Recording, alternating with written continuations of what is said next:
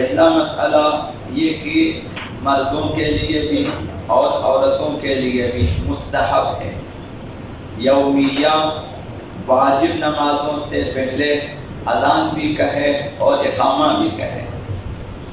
یومیہ نمازوں کے لیے، وہ بھی واجب یومیہ نمازوں کے لیے، یعنی صرف نماز فجر، ظہر، عصر، مغرب، عشاء، صرف ان 5 نمازوں کے لیے اذان اور اقامہ ہے، باقی کسی نماز کے لیے اذان اور اقامہ نہیں ہے۔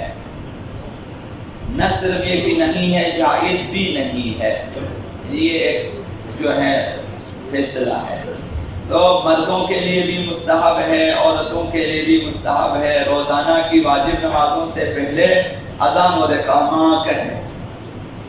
اور ادا نمازوں کے لیے زیادہ تاکید کی گئی ہے، جو نمازیں ادا ہیں ابھی، مثلا فجر کے بعد ادا نماز، ظہر کے بعد جواب نماز ادا کر رہے ہیں، ادا ہے، قضا نہیں ہوئی ہے۔ قضا نمازوں سے زیادہ ادا نمازوں کے لیے تاکید کی گئی ہے، خصوصاً فجر کی نماز اور مغرب کی نماز کے لیے اذان اور اقامہ کی تاکید ہوئی ہے۔ فجر کی نماز جب آپ نے ادا کرنی ہو، کوشش کریں کہ بغیر اذان اور اقامہ کے نہ پڑھیں، انہیں زیادہ تاکید ہے، فضیلت زیادہ ہے، ثواب زیادہ ہے۔ احتیاط مستحب یہ ہے کہ خصوصاً مرد حضرات جو ہے کم از کم اقامہ کو ترک نہ کرے۔ اگر آپ کے پاس اذان دینے کا بھی وقت نہ ہو تو کم از کم اقامہ ضرور کہیں۔ اذان الگ سے مستحب ہے، اقامہ جداگانہ مستحب ہے، دونوں کہیں، نور علی نور۔ اگر اذان نہ کہہ سکیں، اقامہ ضرور کہیں، اس کی بھی اپنی فضیلت ہے۔ تو مرد حضرات اپنی واجب یومیہ نمازوں سے پہلے اذان اور اقامہ کو ترک نہ کریں، مستحب ہے۔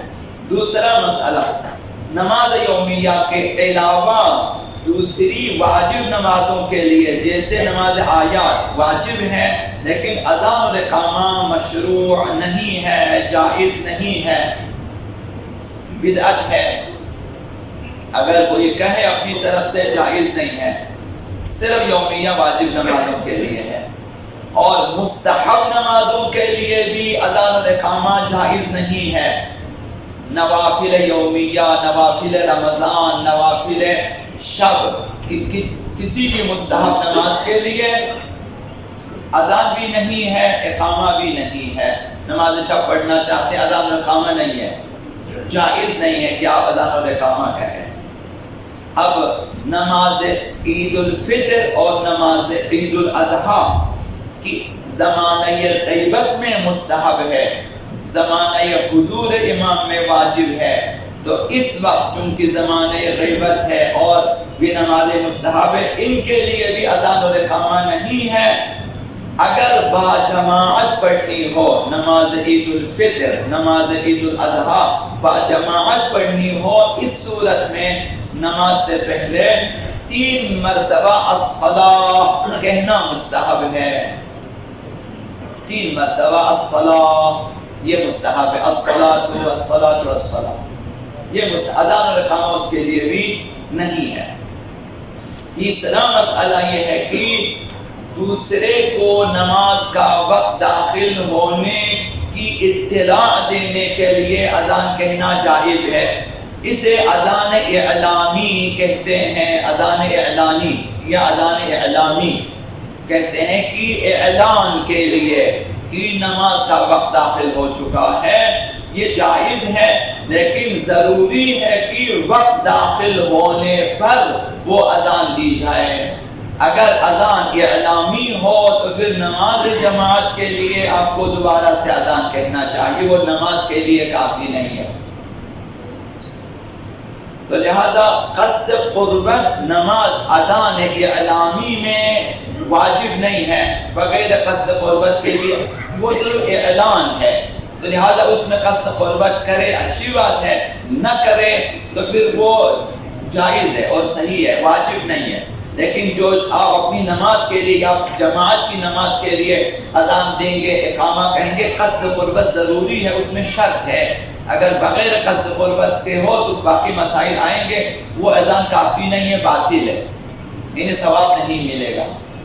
تو اذان اعلامی میں قصد قربت واجب نہیں ہے، لازم نہیں ہے، اور نماز کے لیے جو آپ اذان دیں گے اور اقامہ کہیں گے اس میں قصد قربت یعنی اللہ کی رضا اور خوشنودی کے لیے کہنا اور نماز کا قصد کرنا ضروری ہے۔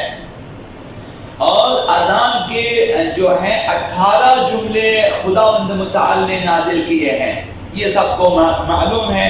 4 مرتبہ اللہ اکبر، 2 مرتبہ اشہد ان لا الہ الا اللہ، 2 مرتبہ اشہد ان محمد رسول اللہ صلی اللہ علیہ وسلم، اور اس کے بعد 2 مرتبہ حی علی الصلاح ہے، 2 مرتبہ حی علی الفلاح ہے، 2 مرتبہ حی علی خیر العمل، اور 2 مرتبہ اللہ اکبر، 2 مرتبہ لا الہ الا اللہ۔ یہ کل 18 جملے ہیں، اور پیغمبر اسلام کی رسالت کی گواہی کے بعد بعض نے کہا مستحب ہے، بعض نے کہا جائز ہے کہ ولایت امیر المؤمنین کی بھی گواہی دی جائے بغیر قصد جزئیت کے، کہ یہ اذان اقامہ کا جز نہیں ہے، تکمیل شہادت رسالت پیغمبر اسلام ہے۔ تو اس عنوان سے آپ امیر المؤمنین کی گواہی یا ولی اللہ ہونے کی گواہی آپ دے سکتے ہیں۔